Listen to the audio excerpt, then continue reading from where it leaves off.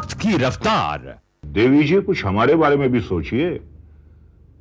आपने हमसे वादा किया था कि सत्यनारायण जी के सारे वफादार एमएलए हमारा समर्थन करेंगे। क्या हुआ आपके इस वादे का? आपने हमारे हाथ बांध दिए डीएम साहब। बस कुछ होने ही वाला था कि ये बंगाल तूफान का पछड़ा खड़ा हो गया। हाँ, ये तो होना ही था, हो गया। इस मामले को रफा दफा क्यों नहीं करते आप? अपने दामन को साफ रखना तो आप अच्छी तरह से जानते हैं। किसी बड़े न्यूज़पेपर का सहारा ले लीजिए। दिवाकर तो है ही आपके साथ। नहीं नहीं, सारी दुनिया जानती है कि समाचार से हमारा क्या रिश्ता है। लेकिन प्रजासत्ताक है, सरकार है, आपने बहुत मदद की है योगेश की। उसे न्यूज़ प्रिंट दी है, प्रेस दी है, तो फिर उसे कहिए ना आपकी मदद करे। देवी जी, अब ये सलाह आप हमें दे रही हैं? ये तो हमारे लिए बड़े शर्म की बात हो गई। क्या ये सब हम जानते नहीं? मेरा मतलब ये नहीं था डीएम साहब। मैं ये सोच रही थी कि अगर आपको ये सब पता है तो फिर आज तक किसी बड़े न्यूज़पेपर में आपकी सफाई छपी क्यों नहीं? जरा सोचिए मैंने आपसे क्या कहा है, उस पे गौर कीजिए। बहुत बहुत शुक्रिया। अच्छा, नमस्ते।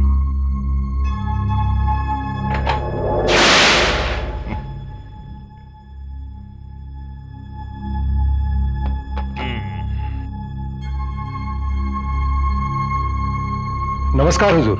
आओ भाई मधुकर, क्या खबर लाए हो? हुजूर, सत्यनारायण जी की प्रेस कॉन्फ्रेंस की खबर है। हाँ, बहुत बड़े बड़े पत्रकार आए हुए थे हुजूर। ये कौन सी खबर हुई? सत्यनारायण की प्रेस कॉन्फ्रेंस होगी तो हर बड़ा पत्रकार आएगा। ये बताओ हुआ क्या?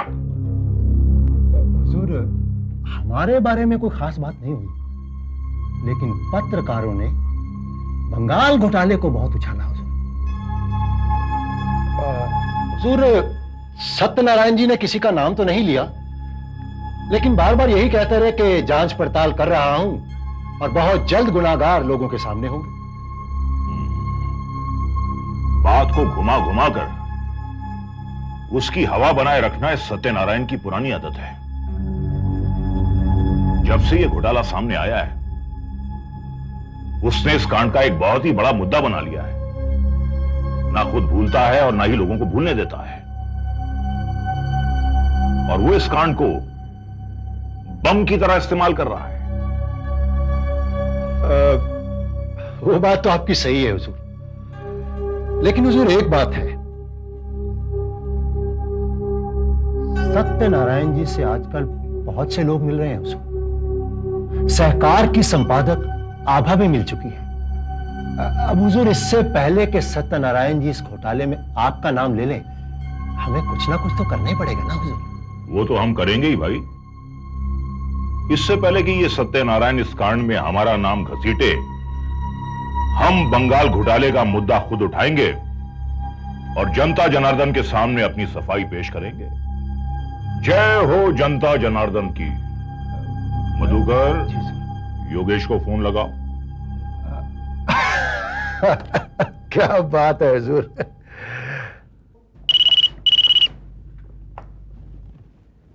Hello. Hello Yogesh ji, just hold on please. Sir. Hello, हम डीएम बोल रहे हैं। जी हाँ, कहिए। तुम अच्छी तरह जानते हो हम क्या कहना चाह रहे हैं। जी हाँ, जानता हूं। भाई, ये मत समझना कि हम अपनी सफाई छपवाने के लिए तुमसे बार बार कह रहे हैं। हमारा मतलब है। मतलब मैं अच्छी तरह समझता हूं डीएम साहब। कुछ समझने की जरूरत नहीं है। अब भी मौका है, अब भी वक्त है और अभी जरूरत है। जैसा हम कहते हैं वैसा छापोगे तो हर चिंता से मुक्त हो जाओगे।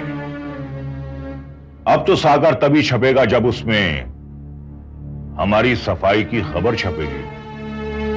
और तुम्हें क्या समझाएं, तुम तो खुद बहुत समझदार हो। हाँ, समझ गए?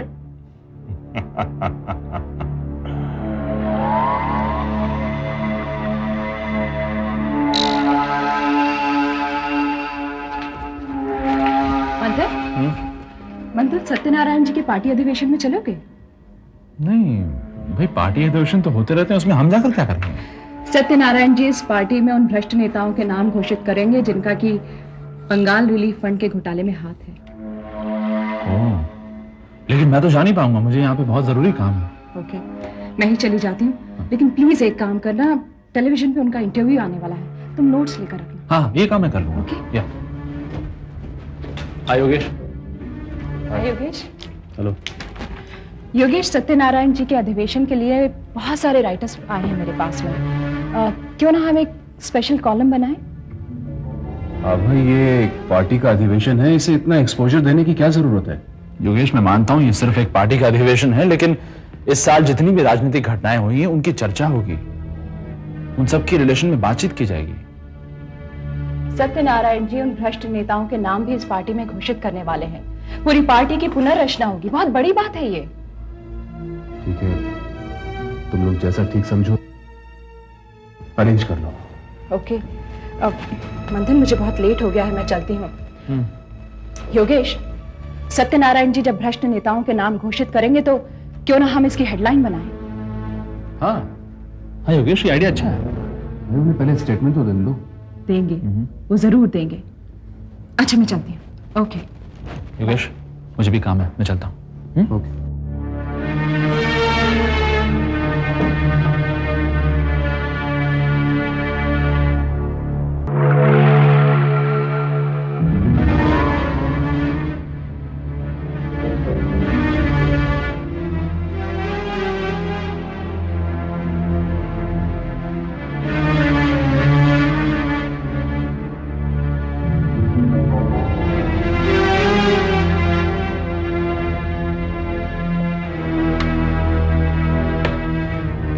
हेलो, जरा पद्माकर को भेजो।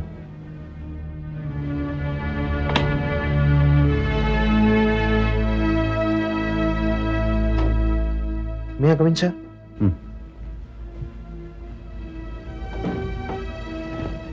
पद्माकर, मैंने तुम्हें डीएम के फेवर में एक आर्टिकल बनाने को कहा था ना? सर, वो मैंने तो लिखा था, मगर आबाजी ने वो प्रिंट होने नहीं दिया। हाँ, मैं जानता हूँ। तुम एक काम करो, दोबारा वही आर्टिकल लिखो और 3rd पेज पर उसकी प्लेसिंग कर दो। डू व्हाट आई से? Yes sir.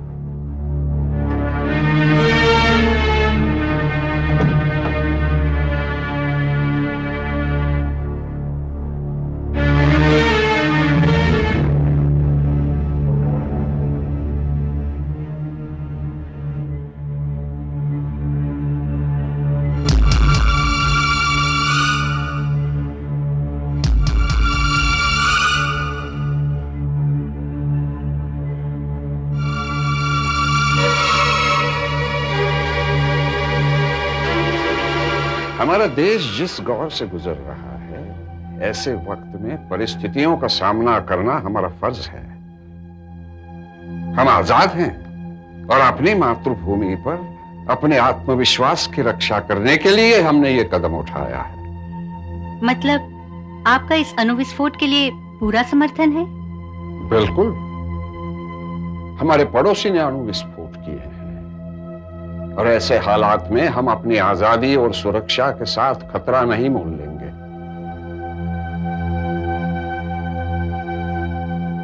जो अंतर्राष्ट्रीय प्रतिबंध लगाने जाने की बातें हो रही हैं, इसके बारे में आपका क्या कहना है? वो होते कौन हैं हम पर निर्बंध लगाने वाले?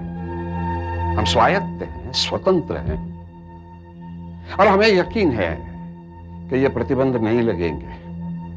सर, बंगाल तूफान में जिनका सब कुछ बर्बाद हो गया, उनका रिलीफ फंड खाने वाले नेता हमारे देश में हैं। उनके बारे में आपका क्या कहना है? सिर्फ हमारे देश में नहीं, हमारी पार्टी में है।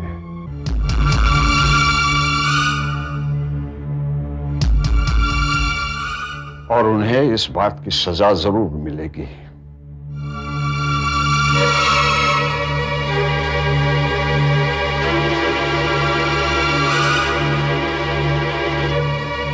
आपके पार्टी के नेता दिव्य मोहन जी भी इस घोटाले में शामिल हैं, ऐसी अफवाहें हैं। अफवाहें हमेशा झूठी नहीं होती। दिव्य मोहन जी इस घोटाले से ताल्लुक रखते हैं या नहीं, ये मैं बहुत जल्द ही जनता को बताऊंगा। आप अभी क्यों नहीं बता रहे हैं? ये सब बताने का व्यासपीठ ये नहीं है। फिर भी दिव्य मोहन जी के बारे में जो भी शिकायतें आई हैं, शिकायतें आई हैं, इसका मतलब कोई दोष तो है। दिव्य मोहन जी के जो भी कोई दोष हैं, वो बहुत जल्द ही जनता के सामने आ जाएंगे, हम लाएंगे।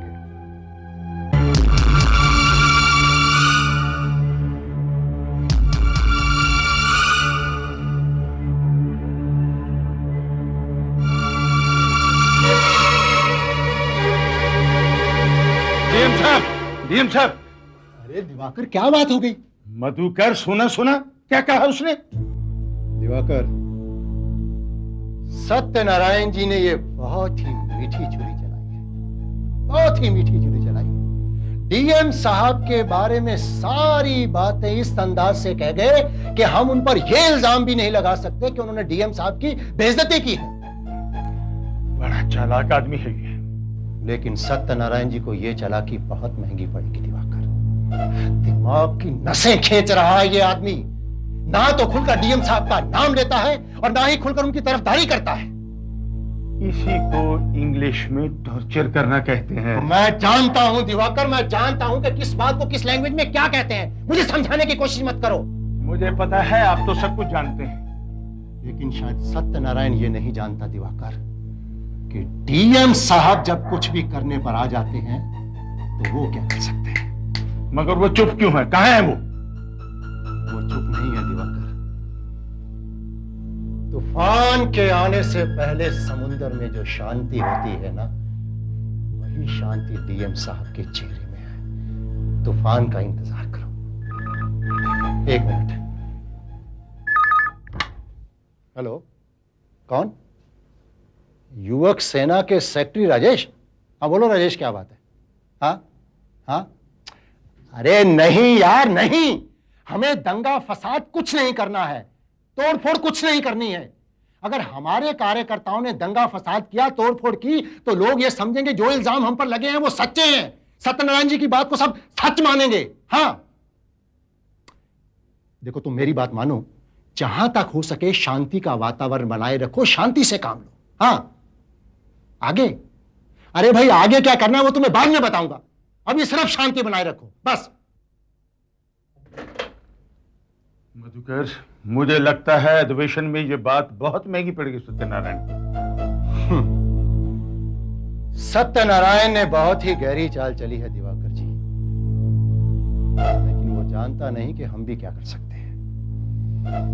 लेकिन एक बात है कि काश सहकार में डीएम साहब की सफाई छपकर अब तक लोगों के सामने आ गई होती। मगर योगेश ने ये बात मान तो ली है? नहीं नहीं दिवाकर जी, मुझे योगेश के ऊपर रत्ती भर भी विश्वास नहीं है। पिछली बार भी उसने यही कहा था कि मैं सफाई छाप रहा हूं, लेकिन उसने नहीं छापी थी। इस बार भी वो ऐसा ही करेगा। मगर मधुकर, इस बार वो जरूर छापेंगे, देख लेना तुम इस बात को, मुझे पूरा यकीन है। चलो इस बार देख लेता हूं कि आपका यकीन भी क्या रंग लाता है दिवाकर जी। हाय आभा। हाय, कब आई तुम? कल शाम को ही आई। कैसे सब कोल्हापुर में? एकदम बढ़िया। अच्छा, पापा को क्या हुआ था? तुम्हें फोन पे बताया भी नहीं? हाँ, बताया नहीं था ताकि मैं घबरा ना जाऊं। पैरालिसिस का अटैक आया था। देख ले, हम बिल्कुल ठीक हैं। मैं तो कल सुबह ही आने की कर रही थी ताकि सत्यनारायण जी की प्रेस कॉन्फ्रेंस अटेंड कर सकूं। अरे तुमने मिस कर दिया, सच में बहुत मजा आया। और तुम कैसी हो? अमित कहाँ है? अमित बैडमिंटन कोर्ट पे गया है, उसके टूर्नामेंट्स हैं। ओह, और बताओ ना प्रेस कॉन्फ्रेंस के बारे में, क्या कहा सत्यनारायण जी ने? सत्यनारायण जी जीनियस आदमी है। मैंने उनसे बहुत साफ साफ और सीधी सीधी बातें कही और उन्होंने उसका जवाब भी दिया। मगर मैंने तो सुना है कि वो पत्रकारों से दूर ही रहते हैं। मैं उन पत्रकारों में से नहीं हूँ। I know. और मैं ये भी जानती हूँ कि जब तुम्हारे सवालों का पिटारा खुलता है ना, तो जवाब देने वाले घबरा जाते हैं।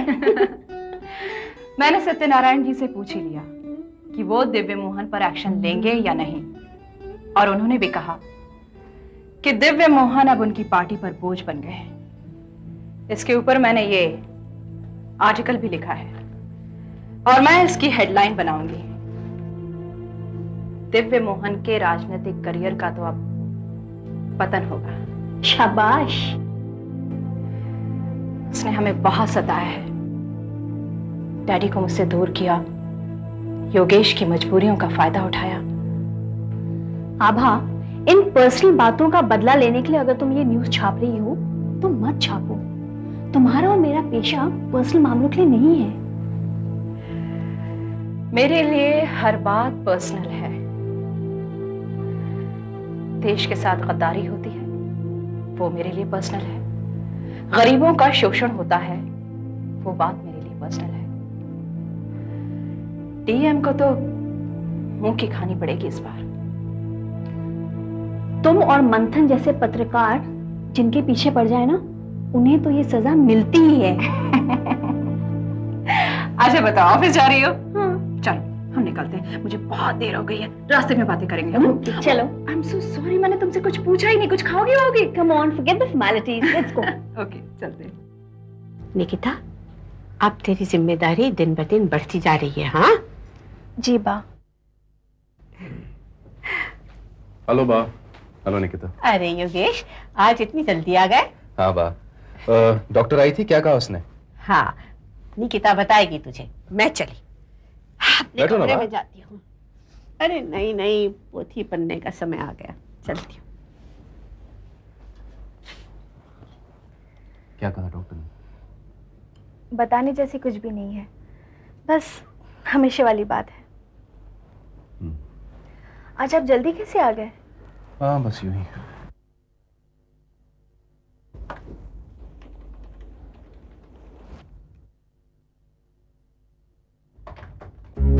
योगेश, कोई परेशानी है? नहीं।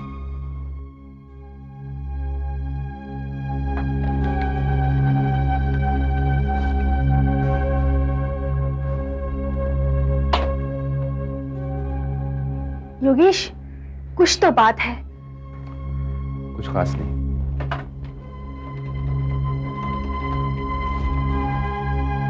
हाँ पद्माकर है, ठीक है रहने दो।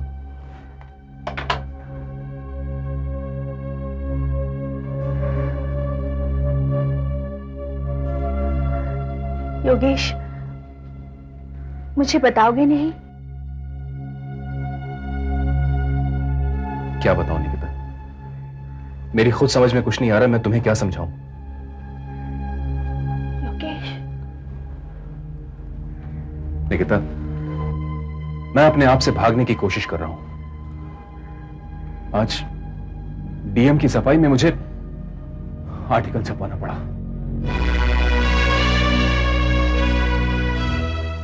आखिर आपने?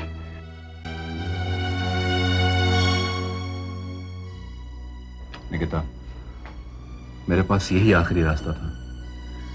मैं इस बात को नहीं मानती।